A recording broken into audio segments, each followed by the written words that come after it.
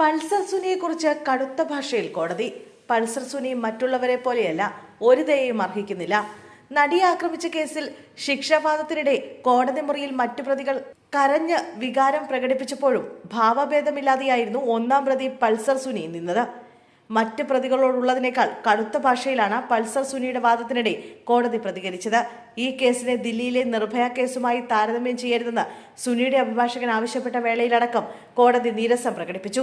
കുറഞ്ഞ ശിക്ഷ നൽകണമെന്നാവശ്യപ്പെട്ട് അഭിഭാഷകൻ നടത്തിയ വാദത്തെ തള്ളി സംസാരിച്ച കോടതി പൾസർ സുനി ഈ കേസിലെ മറ്റു പ്രതികളെ പോലെ അല്ലെന്ന് തന്നെ കോടതി ഒരു ഘട്ടത്തിൽ ചൂണ്ടിക്കാട്ടി.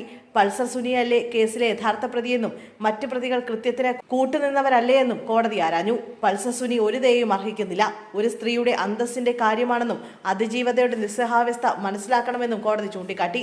വാദം ഏകദേശം 1.5 മണിക്കൂറോളം നീണ്ടുനിന്നു. ഒരു തരത്തിലുമുള്ള കരുണ പൾസർ സുനിയോട് കാണിക്കേണ്ടതില്ല എന്ന സൂചനകൾ നൽകിയായിരുന്നു കോടതിയുടെ പ്രതികരണം. അതേസമയം വിധിക്ക് മുമ്പായി പ്രതികൾക്ക് പറയാനുള്ളത് കേട്ട കോടതിയിൽ പലരും വികാരാധീനരായി.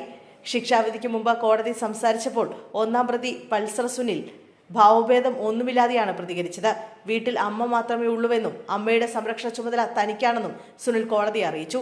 എന്നാൽ രണ്ടാം പ്രതിയായ ഡ്രൈവർ മാർട്ടിൻ കോടതി മുറിയിൽ പൊട്ടിക്കരഞ്ഞു. താൻ നിരപരാധിയാണെന്നും ഒരു തെറ്റും ചെയ്തിട്ടില്ലെന്നും മാർട്ടിൻ ആവർത്തിച്ചു. ചെയ്യാത്ത തെറ്റിനാണ് താൻ ജയിലിൽ കഴിഞ്ഞതെന്നും അതിനാൽ ശിക്ഷയിൽ ഇളവ് നൽകണമെന്നും മാർട്ടിൻ കോടതിയോട് അപേക്ഷിച്ചു.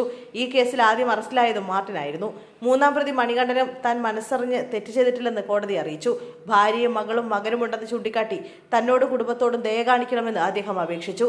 നാലാം പ്രതി വിജീഷ് കുടുംബ പശ്ചാത്തലം പറഞ്ഞ് കുറഞ്ഞ ശിക്ഷ നൽകണമെന്ന് അപേക്ഷിച്ചു.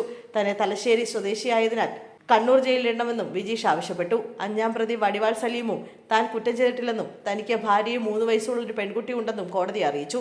കേസിലെ 6ാം പ്രതി പ്രദീപും കരഞ്ഞുകൊണ്ടാണ് കോടതിയിൽ സംസാരിച്ചത്.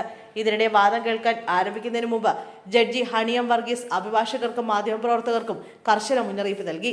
ജുഡീഷ്യൽ നടപടിക്രമങ്ങളെ മോശമായി ചിത്രീകരിക്കാൻ പാടില്ല എന്ന് പറഞ്ഞുകൊണ്ടാണ് കോടതി വാദം ആരംഭിച്ചത്. കോടതി നടപടികളെ തടസ്സപ്പെടുത്തുന്നതിനോ മോശമായി ചിത്രീകരിക്കുന്നതായ പ്രവർത്തികൾ ഉണ്ടാകരുത്.